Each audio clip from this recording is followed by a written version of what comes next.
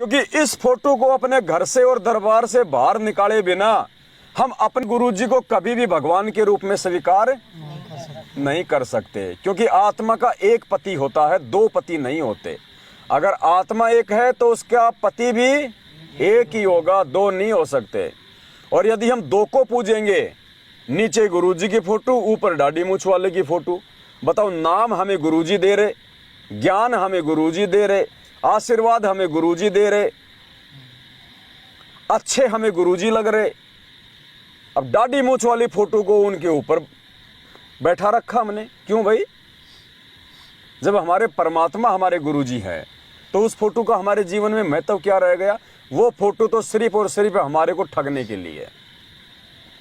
अब जो मंदबुद्धि भाई है वो कहेंगे फिर गुरुजी ने फोटो का क्यों इस्तेमाल किया, गुरुजी ने क्यों फिर अपनी फोटो के ऊपर इस फोटो को लगाया, और क्यों गुरुजी ने हमारे को कहा कि ये कबीर भगवान है, ये कबीर भगवान है? क्या गुरुजी को नहीं पता था? भाई गुरुजी को पता था, सारी बातों का मालूम था गुरुजी को, इसलिए गुरुजी ने इस फोटो को भगवान बनाया।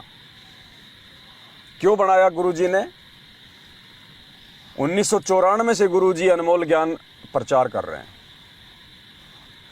और गुरुजी यदि उस समय अपने आप को कहें कि बच्चों मैं हूं कबीर परमात्मा, मैं हूं जो 650 साल पहले आया था, मैं हूं वो कबीर देव जिसका वेदों में जिक्र है, मैं हूं वो कबीर देव जो किसी तालाब में आता है, कमल के फूल पे आता है, कवारी गायों का दूध पीता है।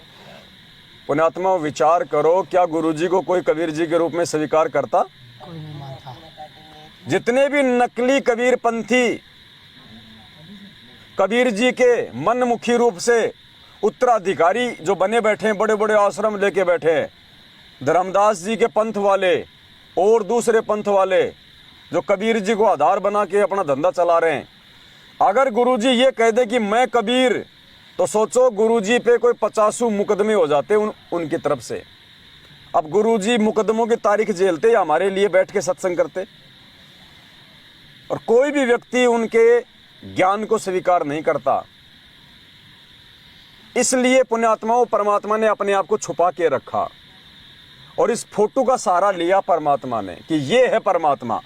खुद कबीर होते हुए भी उन्होंने एक कागज की फोटो को कबीर भगवान के रूप में हमारे सामने पेश किया।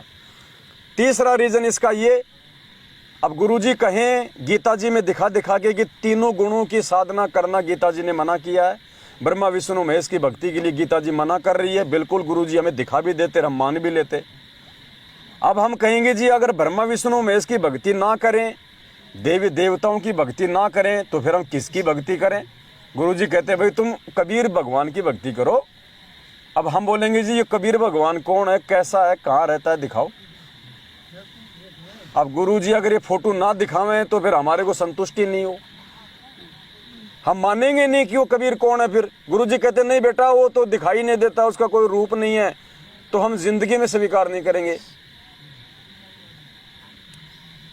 इसलिए परमात्मा ने हमारे से शास्त्र विरुद्ध साधना छुड़वाने के लिए नीचे के देवी देवता और ब्रह्मा विष्णु महेश काल और दुर्गा तक की भक्ति साधना को छुड़वाने के लिए परमात्मा ने उनसे ऊपर कोई और भगवान की भक्ति करवाने के लिए इस दाढ़ी मूछ वाली फोटो को हमारे सामने रखना जरूरी था।